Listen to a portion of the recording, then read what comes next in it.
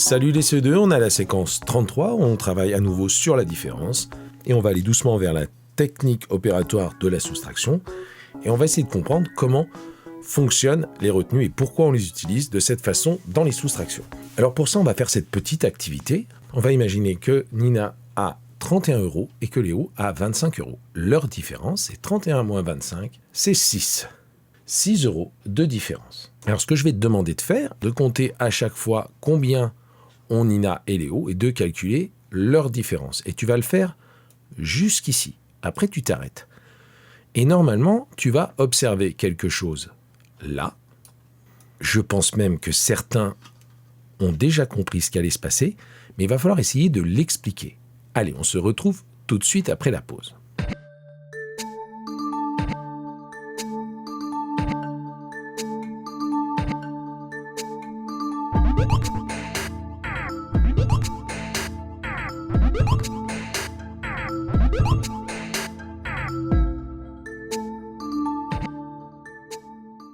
Leur grand-mère leur donne 1 € à chacun. Nina, du coup, elle a 32 €. Léo, il a 26 €. La différence, 32 moins 26, 6. Le papy donne 2 € à chacun.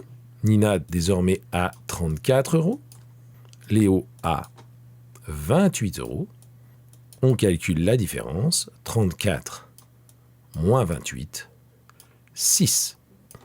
La maman donne 10 € à chacun, mais elle va le donner sous une forme différente. À Nina, la maman donne 10 pièces de 1 €. Elle a désormais 44 €. Et elle donne 10 € sous forme d'un billet à Léo, qui lui, du coup, va avoir 38 €.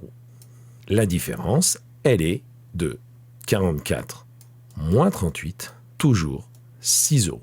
Alors, pourquoi la différence n'a pas changé ? Pour comprendre ça, je vais représenter la tirelire des deux enfants sous forme d'une collection de pièces de 1 €. Regarde bien.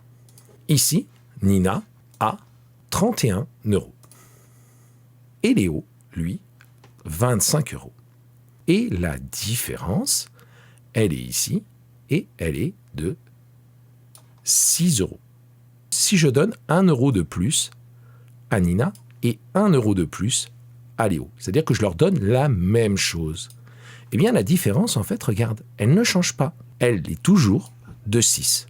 Si je leur donne 2 € à chacun, si je donne la même chose à chacun, 28 € pour Léo, 34 € pour Nina, la différence, elle est toujours de 6. La différence ne change pas parce qu'on donne la même chose à chaque enfant. Et quand la maman donne 10 €, qu'elle donne les 10 € sous forme de pièces ou de billets, elle donne à nouveau 10 à l'un, 10 à l'autre. La différence ne change pas. La différence ne change pas parce que chacun a reçu la même chose. Ici, par contre, la tante donne 4 € à Nina et 2 € à Léo. Si elle donne plus à Nina qu'à Léo, la différence va changer. Elle va donner 2 € de plus à Nina qu'à Léo. La différence, elle était de 6. Elle va maintenant passer à 8 €. Et on peut vérifier ça. 44 plus 4, 48 € pour Nina. 40 € pour Léo, 38 plus 2. 48 moins 40, ça fait 8. Ce qu'il faut retenir de cette activité, c'est que la différence ne change pas si on donne la même chose aux deux termes de la différence.